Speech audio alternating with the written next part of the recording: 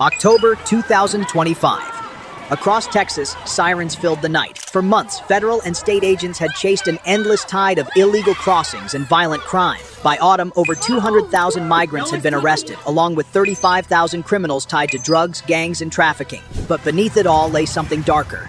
Interrogations revealed whispers of children being taken, hidden in warehouses and freight yards. This wasn't immigration.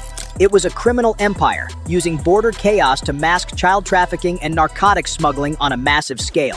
From the Rio Grande Valley to Houston, evidence grew. Drones caught uninspected containers, and encrypted messages pointed to the port of Houston, where kidnapped children would be loaded onto a ship carrying tons of heroin, cocaine, and methamphetamine. And the clock was running out. One night left. One chance to stop a nightmare in motion. If you believe the children must be saved, type protect in the comments. And hit like so this story reaches more people before the next chapter begins. The situation had crossed a line. This was no longer immigration, it was national security. By the second week of October, the Joint Task Force had shifted from border chases to a full intelligence hunt. In the Houston field office, FBI, DEA, and Homeland Security analysts stared at a wall of glowing monitors, maps, cargo routes, and intercepted chatter. Everything pointed to one name, a Venezuelan trafficker called El Pastor. His network treated children like cargo and narcotics like currency. Wiretaps and encrypted traces filled in the picture. Legitimate freight firms were the cover. Empty containers from Mexico were reloaded near Corpus Christi, driven north on forged papers, and quietly rerouted to Dock 7 in Houston. Each crate carried two manifests, one for inspection, another for special cargo. Hidden compartments could hold 10 to 12 children, sedated and sealed away. The scale was brutal. In 18 months, more than 120 children across 5 states had vanished, many suspected to be in this same network. Drone footage showed kids being herded into warehouse Dock 47, where rows of steel containers waited. Thermal scans inside a single container found at least 17 heat signatures. Then maritime radar locked on an unregistered freighter steaming in from the Gulf, the Santa Rosa, 360 feet long, already loaded with tons of cocaine and meth. The plan was revealed. Children used cargo insurance to move drugs. Major General Robert Hensley studied the map, voice low and hard. They steal childhood for profit. Tonight we take it back and put every hand behind this evil into chains. The rules had changed. There would be no mercy. The plan was clear, but executing it meant walking straight into the lion's den. Comment ready below if you'd stand with the agents about to face the unthinkable. 2:11 a.m., October 18th, 2025, Port of Houston, Dock 7. The night was unnaturally still. Fog rolled over the dark water, swallowing the cranes and steel containers in silence. From a distance, it looked like any other industrial night. Workers, forklifts, floodlights. But hidden among the shadows were over 150 federal agents, FBI, SWAT, DEA tactical units, Homeland Security teams, and a small Navy SEAL detachment embedded for maritime containment. The coded word came through the radio. Contact confirmed. The cargo ship Santa Rosa had just docked. Men in unmarked jackets began unloading containers marked as agricultural chemicals. But inside, agents knew, were bricks of heroin, meth, and cocaine, nearly 18 tons combined. And deeper in the warehouse nearby, under guard, were the children. 2:14 a.m. The breach order was given. A single flashbang shattered the silence. The northern gate exploded open as armored bearcats smashed through, followed by a storm of tactical lights and boots on concrete. "Federal agents, drop your weapons!" echoed across the yard. Gunfire erupted from the loading bay. Short, violent bursts ricocheting off metal. A bullet struck a forklift, sparks raining like fireworks. SWAT agents returned fire in controlled rhythm, covering each other's advance. At the same time, 2 DEA teams flanked the eastern warehouse. One rammed through a steel door, flooding the corridor with gas grenades. Through thermal goggles, silhouettes moved, hostiles grabbing weapons, shouting in Spanish. Inside the smoke, the agents moved like ghosts, fast, deliberate. Every room cleared in seconds. A trafficker lunged with a knife. An agent parried and dropped him cold. Another suspect tried to reach the alarm panel. 2 shots cracked, then silence. 2:18 a.m. SEAL Team 4 reached the central chamber. Behind a locked steel gate, they found them. Dozens of children, frightened, some barely breathing. The gate was cut open. Agents wrapped them in thermal blankets, lifting them out one by one. From the upper mezzanine, the traffickers made their last stand. One tossed a grenade. It rolled harmlessly against a forklift before exploding in a flash of white.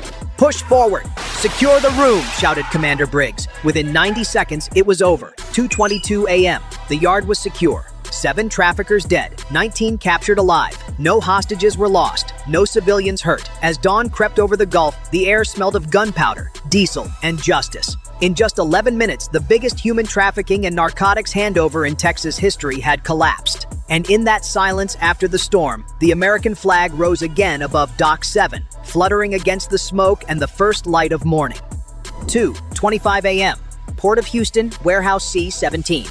The echoes of gunfire had faded, replaced by the hum of engines and the distant crash of waves. But inside the port's command channel, one name still flashed red on every screen. El Pastor, the Venezuelan-born trafficker, now the most wanted man in Texas, had vanished amid the chaos. Agents believed he was hiding somewhere within the labyrinth of stacked shipping containers, trying to reach the freighter Santa Rosa still idling at the dock. FBI Special Agent Ramirez and her team fanned out through the maze of steel corridors. Every few seconds, a flashlight beam cut through the fog, catching glimpses of spilled cash, discarded rifles, and the glittering trail of cocaine scattered across the floor. Somewhere ahead, footsteps echoed, desperate, uneven. Thermal contact, 30 yards north, the radio hissed. DEA operators advanced. The silence shattered again. 2 shots rang out from behind a crate. Sparks burst off the metal walls. A flashbang followed, lighting the alley with white fire. When the smoke cleared, El Pastor was running, bleeding, gasping, clutching a duffel bag. He almost made it to the gangway. But as he reached for the ship's ladder, a Navy SEAL appeared from the shadows, weapon drawn. On your knees. Now the trafficker froze. For a long second, the ocean wind howled between them. Then he dropped the bag, spilling bricks of heroin, US cash, and encrypted hard drives. Within seconds, he was on the ground, cuffed, silent. The hunt was over. Across the port, agents began cataloging what they had seized. The numbers stunned even the veterans. 22 tons of cocaine, 9 tons of heroin, 5 tons of methamphetamine, over 300 assault rifles, RPGs, and machine guns, $46 million in cash, along with 8 encrypted drives containing names of 70 officials across 3 continents. The scale of the discovery forced an immediate lockdown of Dock 7. Evidence teams arrived from Quantico and Washington within hours. Forensic analysts traced satellite phones to shell companies in Panama, Belize, and Venezuela. Every name, every transaction, every shipment, logged, photographed, secured. Meanwhile, medics from the Coast Guard treated the rescued children inside a converted triage tent. Many were malnourished. Several couldn't even speak. A young girl, about 8, clutched a small bracelet and whispered, "Am I safe now?" For the first time in months, she was. By 3:40 a.m., El Pastor was escorted under heavy guard to a waiting Black Hawk helicopter. His empire, a billion-dollar network of blood and narcotics, had collapsed in less than an hour. As the rotor blades lifted into the fog, lights from the port shimmered across the water, reflecting off the wreckage of greed and human misery. The mission report would later call it Operation Iron Harbor, complete success. But for the agents who stood there in the dawn light, it was more than that. It was proof that even in the darkest corners of the coast, justice still speaks, quietly, firmly, and without hesitation. If you believe justice still matters, tap like and share this story, because what you'll see next isn't about victory. It's about what comes after the gunfire, the human cost. 4:07 a.m. Port of Houston, Dock 7. The battle was over. What had begun as a night of fog and gunfire was now a scene of organized chaos. Blue and red lights flashing across the steel horizon, radios crackling with victory and exhaustion. The Santa Rosa lay immobilized, surrounded by Coast Guard cutters and Navy patrol boats. Its decks were silent now, stripped of power, pride, and purpose. Across the pier, agents moved like a living tide, securing evidence, documenting every crate, every weapon, every inch of the warehouse that had once been a fortress of crime. Floodlights illuminated the faces of men and women who had been working for hours without rest. They weren't celebrating. They were processing the cost of what they'd just stopped. Inside a makeshift medical tent, 112 children sat wrapped in silver rescue blankets. Doctors and nurses from the Coast Guard and FEMA moved from one to another, checking vitals, cleaning wounds, whispering words of comfort. Some of the children were too weak to respond. Others simply stared at the open sky, blinking against the brightness after months in darkness. One small boy, no older than 6, reached out and tugged a medic's sleeve. "Can I go home now?" he asked. The medic paused, swallowed hard, and nodded. Nearby, federal agents lined up the evidence tables. On one was a mountain of seized narcotics, stacked bricks of heroin, meth, and cocaine that together weighed nearly 36 tons. Another table held bundles of cash totaling $46 million, now sealed in plastic. Behind it, technicians carefully opened the 8 encrypted hard drives, which revealed the unthinkable. direct payment links between the cartel and corrupt shipping officials in Panama, Colombia, and even U.S. soil. By 5:10 a.m., the first sunlight began to pierce the mist. Helicopters circled overhead, carrying the last of the detainees to federal custody. At the center of the pier, FBI Director Randall spoke quietly to the Joint Task Force. "You've just dismantled one of the largest trafficking operations in the Western Hemisphere," he said. "Tonight, you didn't just save evidence, you saved lives, and you sent a message, loud and clear." Reporters would later call it the Houston Miracle.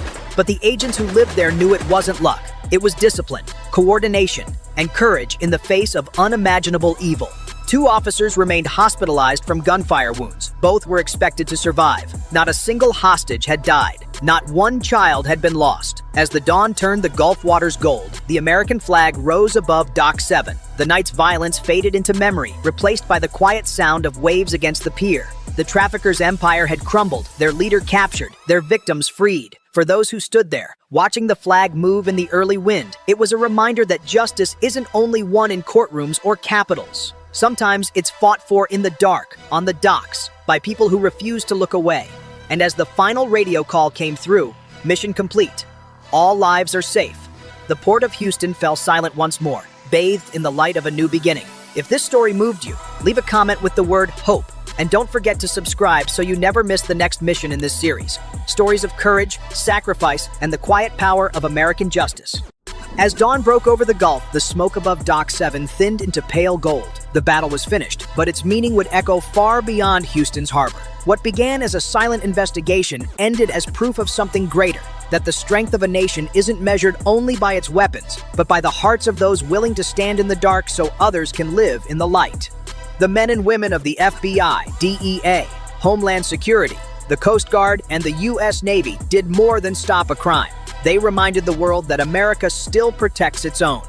They acted without glory, without hesitation, guided by the oldest promise in the Republic's history, that freedom and innocence are worth defending, no matter the cost. In the quiet aftermath, the rescued children slept safely for the first time in months. Their dreams will never erase what was lost, but they will grow under a sky defended by people who refuse to look away. That's what separates this nation from those who trade lives for profit. So tonight, as the flag rises over Houston and the sea turns to light, remember them, the agents, the sailors, the unseen guardians who keep the line secure. Their fight is not over, and neither is ours. If you believe in the courage of those who serve, hit like to honor them. Type "thank you" in the comments to salute every American who stands watch. And subscribe, because more stories of sacrifice, duty, and justice are still to come. The mission never ends, but as long as they stand, freedom endures.